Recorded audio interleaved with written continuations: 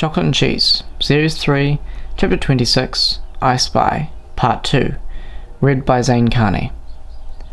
Well, I spy, with my little eye, something beginning with... stuttered Sam, before his phone began to ring. "Hey, Lucas," said Sam, as he answered the phone. "Hey, Lucas," said Jenny. "Hey, guys, how's the trip going?" asked Lucas. "Slow. Very slow," said Jenny. "All that traffic in Hamilton, eh?" asked Lucas. "That's the one. How are you, Lucas?" asked Sam. "Good, yeah. I had expected you and Lars for a band meeting today, but I forgot you guys were all away, so I told Lars that we'll just have to postpone it," finished Lucas. "Yeah, sorry man," replied Sam. "No problem. But while I've got you, can I ask you something I was going to ask in the meeting?" questioned Lucas. "Sure," said Sam. "Well, it's about next year," replied Lucas. "Next year?" questioned Sam. "Well, when you're 18 and can finally join the professional workplace, or even go to university," replied Lucas. "I hadn't really given it much thought," said Sam. "Well, I just don't want you or Lars to feel like the band is all there is," said Lucas. "Yeah, I guess you're right," said Sam. "Anyway, that was all," replied Lucas. "Okay, well, we're just leaving Hamilton now, so we might lose you," said Sam. "Oh, actually, I don't suppose you have any idea where my silver pen is, do you?" asked Lucas. "You're breaking up. Sorry. Bye, Lucas," said Sam, as he hung up the call. The only sound was that of silence before Sam spoke. "I spy," said Sam. "Ugh," groaned Jenny. Several hours later, Sam and Jenny were nearing the halfway point to Turingi, Te Aumutu. "I spy, with my little eye, something beginning with P," finished Sam. "Paper," replied Jenny. "Nope," said Sam. "Pig," replied Jenny.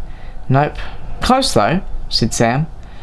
"I don't know, I give up." "What?" asked Jenny. "Police," replied Sam. "What?" asked Jenny, as the sounds of a police car siren began to flare, indicating for Jenny to pull over. "Oh, what now?" asked Jenny, as she pulled over and had the police car follow her. "Now, Sam, act cool," said Jenny, as the police officer approached Sam's window. "I'm always cool," stuttered Sam confidently. "Hello, officer," he finished, as his voice rapidly changed into a high-pitched tone. "Can I see your license, please, ma'am?" asked the officer. Jenny handed him her license, which he inspected and handed back to her. "Is this your vehicle?" asked the officer. "Yes, no. Well, stumbled Sam. "He means to say that we're borrowing it from a friend," said Jenny. "Are you aware that this vehicle doesn't have a legal registration or warrant of fitness?" asked the officer. No. What?" questioned Jenny. "Well, according to my license tracker, this vehicle is the property of Mr. Jack Barker," asked the officer. "Yes, that's correct," replied Jenny. "Who has not re-registered his car in 18 months, explained the officer. "God damn it, Jack!" shouted Sam. "I'm afraid I have no option but to have this vehicle towed to the nearest police station until Mr. Barker can re-register the vehicle," said the officer. "No, you can't," stuttered Jenny, before the officer cut her off. "You two won't be penalised as long as Mr. Barker re-registers the vehicle within 24 hours. I'm going to need to ask you two to please exit the vehicle," said the officer. "Oh, what?" stuttered Jenny, as her and Sam exited the car, as the officer headed back to his car. "What are we going to do?" asked Sam.